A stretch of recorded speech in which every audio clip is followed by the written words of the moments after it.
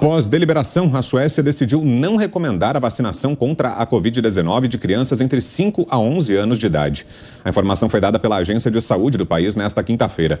As autoridades do país consideraram que os benefícios da vacinação não superaram os riscos. Aqui no Brasil, muitos locais, principalmente escolas, têm cobrado a vacinação das crianças. Mas será que essas cobranças estão dentro da lei? Sobre esses e outros temas, nós vamos conversar agora com o advogado Dr. Paulo Faria, mais uma vez com a gente aqui no Pingos. Tudo bem, doutor? Seja bem-vindo. Boa noite.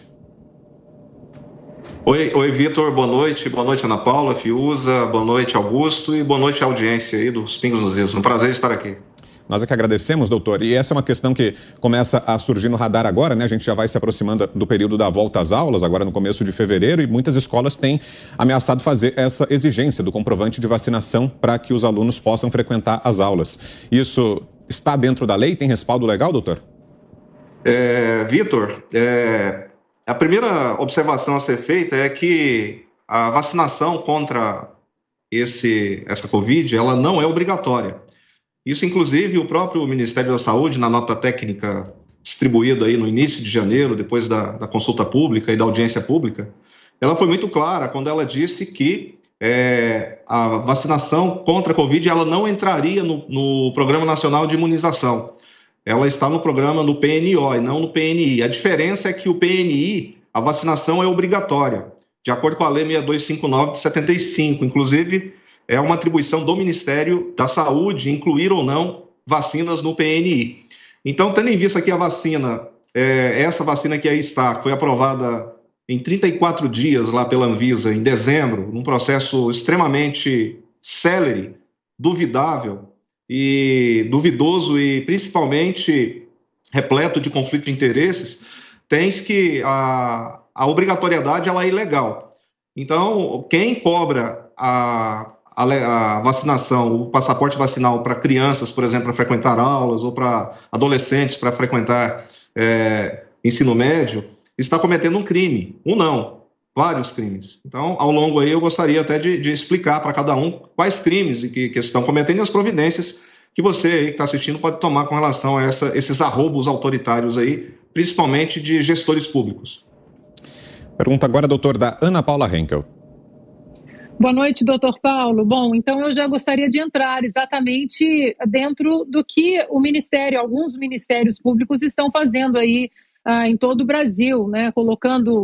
Perseguindo pais, denunciando pais que não vacinarem seus filhos numa vacinação que não é obrigatória. O que esses agentes públicos estão fazendo, se eles estão cometendo algum crime aí sob a sombrinha, o guarda-chuva do Ministério Público, se eles estão protegidos por serem membros do Ministério Público e o que os pais podem fazer contra essas inconstitucionalidades. A primeira coisa, Ana Paula, boa noite, obrigado pela pergunta, é procurar a polícia, né? Porque isso é crime, é caso de polícia. Por que é caso de polícia? Primeiro, como eu disse, a vacinação não é obrigatória. E é importante dizer para todos que a ADI 6586 e 6587, que foi julgada pelo STF em dezembro e transitou em julgado em abril, ela deixou claro lá na sua ementa que qualquer ato de restrição à atividade ou à entrada ou saída de qualquer local, somente em decorrência de lei. E decreto não é lei, eu sempre digo isso para as pessoas que me perguntam, decreto, portaria, não é lei. E qualquer ato de constrição ou mesmo de restrição de ir e vir com obrigatoriedade de vacina tem que ser através de lei. E o Ministério Público ele tem usado uma tática de aterrorizar a população e isso me deixa muito preocupado porque pela Constituição Federal e pelas atribuições do Ministério Público ele tem a função custos legis. O que é custos legis? É o defensor da lei. Então, como é que quem tem essa função afronta e viola direitos que estão legalmente constituídos? Por exemplo, o artigo 15 do Código Civil, que diz que ninguém é obrigado a submeter a tratamento médico que coloque em risco a sua vida. E também o artigo 21 do ECA, do Estatuto da Criança e do Adolescente, que estabelece o poder familiar para o pai e para a mãe, ou seja, o poder decisório sobre os menores. E também está lá no artigo 1630 e 31 do Código Civil Brasileiro. Ou seja, todos esses arroubos autoritários que os ministérios públicos têm feito estão absolutamente contrários à legislação. contrários à Constituição e principalmente ao Código de Nuremberg, que veda a utilização de seres humanos como cobaias. E aí eu trago para vocês que é importante por exemplo, o Ministério Público do Estado de São Paulo tem feito isso. Ontem soltou uma nota técnica lá em conjunto com o Conselho Nacional dos Procuradores Gerais. E legal. E o Ministério Público do Ceará está fazendo algo que é muito mais grave, porque ele está literalmente utilizando de ameaças contra prefeitos com ações civis públicas se eles não implementarem a vacinação obrigatória. E o que é mais grave, ameaça com o tal do acompanhamento pelos conselhos tutelares, pais e mães que não querem que seus filhos sejam submetidos ao experimento vacinal. Então, o que eu fiz, por exemplo, como cidadão e como eu tenho uma filha que mora em Fortaleza, eu tive que representar o Ministério Público do Estado do Ceará no Conselho Nacional do Ministério Público e denunciei 5 crimes que eles estão cometendo. Crime de constrangimento ilegal, artigo 146 do Código Penal. Crime de ameaça, 147. Crime de perseguição, 147A do Código Penal. O crime de abuso de autoridade, artigos 30 e 33 da Lei de Abuso de Autoridade. Ou seja, eles não podem utilizar esses subterfúgios de coação contra o cidadão e, o que é pior, estão mentindo. O Ministério Público do Estado do Ceará está mentindo à população cearense quando ele diz que a vacinação da Covid está na Lei 16.926 de 19. Ora, a lei foi sancionada em 2019. Será que em 2019 existia pandemia para incluir? Não. Eles estão utilizando a falta de informações das pessoas, inclusive de que a vacina da Pfizer contém em sua composição açúcar. Então, como é que um pai, uma mãe pode ter a segurança de utilizar um experimento vacinal desses se a própria vacina na bula diz claramente que ela não é recomendada para quem tem diabetes? E isso o poder público está omitindo da população. Isso é crime. Isso é crime contra a saúde pública. Isso é crime. Ou seja, contra crimes, a representação criminal, queixa-crime, inclusive extensivo a diretores de escola que barram as crianças e que constrangem. Se você tem o seu filho constrangido, segregado, violado o seu direito, vá até a delegacia de polícia e registre um boletim de ocorrências contra essa pessoa. Contra juiz que diz que vai perder o poder familiar. Isso é mentira, isso é terrorismo. Estão praticando o terror contra as pessoas por falta de informação. E o STF, para finalizar, disse claramente, Ana Paula, que os gestores públicos têm que dar ampla divulgação à segurança, eficácia, contraindicações, antes da pessoa tomar a vacina, antes do filho ser inoculado.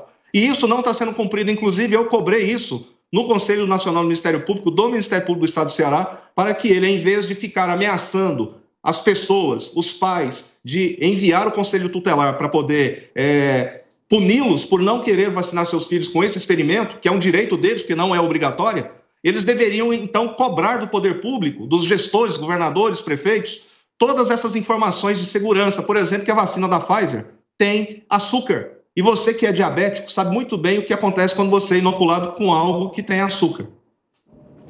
Augusto Nunes. Doutor Paulo, boa noite. Senhor, desculpe, eu vou insultar os ouvidos aí do senhor com a leitura sem correções de um recado endereçado por uma diretora de escola a um professor, uma professora, e depois perguntar o que deve fazer a destinatária, do recado. Ela diz, porque eu também estou respondendo aos professores que são analfabetos, Essa é uma. Oi, todos os professores foram avisados pelo grupo de trabalho sobre o planejamento, incluído o horário em que deveria participar. Ponto. Peço que leia novamente as mensagens enviadas nos últimos dias. Quanto ao decreto, que é do governo obrigando a vacinação, proibindo quem não se vacinou de comparecer ao trabalho. Quanto ao decreto, por favor, leia com atenção o artigo 3, tudo sem vírgula, sem nada. Os servidores públicos que não atenderem o previsto na resolução não poderão ingressar nos seus respectivos locais de trabalho até que apresente a cópia da comprovante da primeira dose ou dose única referente ao esquema vacinal e terão consignados falta ao serviço, a qual será considerada como injustificada. Só me perdoe de novo a agressão ao português. Aqui agora, o professor não foi vacinado e quer dar aula. É proibida pela diretora. O que ela deve fazer?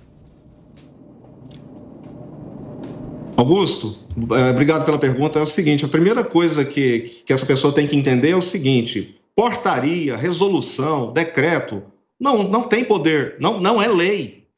Não adianta as pessoas dizerem que tem a resolução que vai te obrigar a tomar vacina. Tá bom. Artigo 5º da Constituição Federal, inciso 2. Ninguém é obrigado a fazer nada senão em virtude da lei. O Ministério da Saúde, ele não tornou obrigatória a vacina contra a Covid, nem para criança, nem para adolescente, nem para qualquer cidadão que está assistindo a essa entrevista. Ninguém. Então, se não há lei que obrigue a pessoa a tomar essa vacina, esse experimento, qualquer ato que seja contrário à lei tem que ser combatido ou com habeas corpus ou com se infringir o direito de ir e vir, que nesse caso é patente, e também o mandado de segurança. Ou seja, o mandado de segurança é para você defender o direito líquido e certo. E nesse caso, dos professores, dos funcionários, qual é o direito líquido e certo? O direito ao trabalho, que está na Constituição Federal. Então, esse direito é protegido pela Constituição Federal e ele pode ser combatido com mandado de segurança, impetrado mandado de segurança. Agora, quando outro direito é violado, é igual à liberdade, essa sim tem que ser combatida com habeas corpus. E é importante, Augusto, deixar claro para você que qualquer pessoa, não precisa ser advogado, qualquer pessoa pode impetrar um habeas corpus gratuitamente, não tem custas, não tem custos. Isso é importante. Agora, o mandado de segurança, infelizmente, tem que ser através de advogado e tem as custas judiciais. Mas, no caso, todos com pedido liminar para poder cessar a violação ao direito líquido e certo, tanto à liberdade, no caso do habeas corpus, quanto ao direito ao trabalho e à dignidade, ao salário, que está lá na Constituição Federal. Então, esse é o recado: contra a ilegalidade, habeas corpus e mandado de segurança, principalmente nesse caso aí que você narrou. Mais uma pergunta, doutor, agora José Maria Trindade. A obrigatoriedade da vacina eu sou muito contra, como o senhor, né? E entendo que é verdade, a Constituição diz lá no artigo 5º, ninguém é obrigado a fazer ou deixar de fazer nada, a não ser em virtude da lei. E ao servidor público é exatamente o contrário, só se pode fazer algo que a lei determina, né? Mas eu tenho ouvido aqui situações que me deixaram em dúvida, e é exatamente essa dúvida, não é nenhuma provocação. Mas o artigo 21 do ECA, que o senhor citou, ele fala no parágrafo 1º lá, a obrigatoriedade do pai de vacinar quando a vacina entrar no calendário de vacinação oficial. E a vacina entrou no calendário. Não seria aí uma possibilidade legal para obrigar a vacinação? Repito, eu sou contra a obrigatoriedade da vacina. Zé Maria, obrigado pela pergunta. Primeiro, esse artigo é o artigo 14, parágrafo 1º, que é justamente não é o 21. O 21 trata do poder familiar. O artigo 14, ele diz da questão da obrigatoriedade dos pais de vacinar os filhos. Obviamente, está na lei, é obrigado, mas desde que a vacina esteja no PNI, no Programa Nacional de Imunizações. É uma questão de interpretação básica da lei, básica. Os ministérios públicos, os gestores estão utilizando esse parágrafo 1º para poder colocar a questão da obrigatoriedade da vacina, mas é muito claro o artigo, é muito claro o Estatuto da Criança e do Adolescente, que essa obrigatoriedade está adstrita à questão do PNI. E o próprio Ministério da Saúde já deixou muito claro na nota técnica 02 de 2022 que esta vacinação não é obrigatória. E eu quero deixar bem claro aqui que eu não sou contra a vacina. Em agosto, eu paguei particular para minha filha, em Fortaleza, 5 vacinas. Então não tem ninguém aqui que vai poder me criticar ou dizer que eu sou anti-vacina. Eu não sou anti-vacina. Eu sou anti-experimento. E sou totalmente a favor da liberdade, das liberdades individuais do cidadão, principalmente, Zé Maria, que é o mais importante, o exercício do poder familiar que o pai e a mãe têm sobre o menor. Está lá no artigo 1630 do Código Civil e está expresso no artigo 21 do Estatuto da Criança e Adolescente. Esse poder familiar, ele não pode ser suprimido por arroubos autoritários, nem de promotor, nem de juiz, nem de ninguém, porque isso é algo inato com o pai e com a mãe. Isso é da essência do pai e da mãe. Então, ele tem esse poder, enquanto menor, está lá no Código Civil, de tomar a decisão de levar ou não seu filho a uma vacina que não é obrigatória. Isso é muito claro. E não vai ser um decreto, uma resolução e uma portaria que vai instituir a obrigatoriedade de algo que o próprio STF diz que, para ser compulsório ou obrigatório, tem que ter decorrência de lei. E a Constituição também diz claramente que você não precisa fazer nada que não esteja na lei. Isso é ilegal, é crime. Estão utilizando subterfúgios, estão utilizando a falta de entendimento da população com relação ao seu direito, porque poucas pessoas conhecem o seu direito, porque se conhecessem, esses autoritários não estariam fazendo esse tipo de ato de terrorismo contra as pessoas, colocando medo, inclusive discussões agora de leitos de UTI para crianças. Isso é um absurdo. Por que essa discussão está vindo logo agora com essa obrigatoriedade que estão querendo impor? Ilegal. Isso é crime. E crime se combate com queixa-crime e representação criminal. É isso que você, cidadão, tem que fazer com os gestores públicos, que são servidores públicos, e principalmente membros de Poder Judiciário, de Ministério Público e também de escolas que estão achando que estão com poder. É a síndrome do STF que estão aí, que está invadindo aí a cabeça das pessoas, infelizmente. E para fecharmos, doutor, a pergunta agora é do Guilherme Fiuza. Boa noite, doutor Paulo Faria. Vamos fazer aqui um exercício rápido, né? Nós estamos falando aí de crimes, de possíveis crimes que serão cometidos, né? Pelo desenho aí das intenções, o que a gente está vendo, serão cometidos esses crimes que o senhor está descrevendo aí. Eu gostaria de ser específico, então, doutor Paulo, perguntando qual pode ser a pena para um diretor de escola que condicionar a matrícula, né, de um aluno, de uma criança, à apresentação do cartão de vacina. Eu queria, se o senhor pudesse, eu sei que são tipificações variáveis, mas se nós pudéssemos trazer a exposição da pena para ver se eles pensam direitinho 2 vezes antes de cometer o crime. Então, se o senhor puder fazer essa projeção, qual pode ser a pena, doutor Paulo Faria? Oi, Fiuza, boa noite, obrigado pela pergunta. Eu vou fazer a somatória para você, tá? Primeiro crime que estão cometendo, tanto promotores, juízes que falam aí que o pai vai perder o poder familiar, membros do Ministério Público, conselheiros tutelares, governadores, prefeitos, diretores de escola. Vamos lá, todo mundo no mesmo balaio. Constrangimento ilegal, artigo 146 do Código Penal. Constranger alguém mediante violência ou grave ameaça ou depois de haver reduzido por qualquer outro meio a capacidade de resistência. A não fazer o que a lei permite e é o que é pior, a fazer o que a lei não manda. Então, quando você você constrange uma pessoa a fazer o que a lei não manda, o que a lei não manda? Que a vacina da Covid seja obrigatória. Não manda. E não pode ser por decreto, não pode ser por portaria e não pode ser por resolução. Tem que ser por lei. Não existe lei. Então é ilegal. Pena, 3 meses a 1 ano. Vai somando aí. Artigo 147, ameaça. Ameaçar alguém por palavra, escrita ou gesto ou qualquer outro meio simbólico e causar-lhe mal, injusto e grave. Pena, de 1 a 6 meses, multa, detenção. Aí tem o artigo 147A, que é perseguição, que é isso que o Ministério Público está fazendo. Vou colocar o Conselho Tutelar para poder perseguir os pais que não querem vacinar seus filhos, que eles têm que vacinar porque é obrigatório. Não é crime de perseguição. O que é o crime de perseguição? Perseguir alguém reiteradamente ou por qualquer meio, ameaçando a integridade física ou psicológica, restringindo-lhe a capacidade de locomoção ou, de qualquer forma, invadindo e perturbando sua esfera de liberdade ou privacidade. Vacinação é tratamento médico. Existe a privacidade do tratamento médico. Pena, reclusão de 6 meses a 2 anos. Então aí a gente já chegou a quase 4.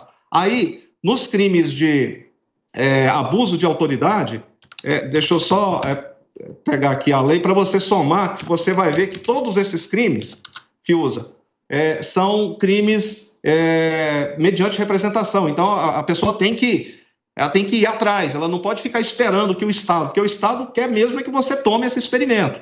Então, tem que agir. Artigo 30, a lei de abuso de autoridade. Dar início ou proceder persecução penal, civil ou administrativa sem justa causa fundamentada ou contra quem sabe inocente. Ora, se não existe na lei a obrigatoriedade de vacinar, essa obrigação ela é ilegal. E o gestor público, porque ele não é burro o suficiente para saber que isso não está em lei. Isso não tem lei. Se não tem lei, é ilegal. A pena, detenção de 1 a 4 anos e multa. E o crime cometido no artigo 33, que de abuso de autoridade, é exigir informação ou cumprimento de obrigação, inclusive o dever de fazer e não fazer, sem expresso amparo legal. O agente público que faz isso, 6 meses a 2 anos. Então, nós temos aí quase 8 anos, somando aí concurso material e formal, de penas, para apenas esses gestos que estão fazendo. Então, é isso que eu gostaria de deixar o recado aí para você buscar o seu direito. Perfeito, então a palavra do Dr. Paulo Faria, advogado, mais uma vez com a gente aqui em Os Pingos nos Is. Obrigado pela entrevista, doutor. Boa noite. Boa noite, eu que agradeço, Vitor. Um abraço a todos.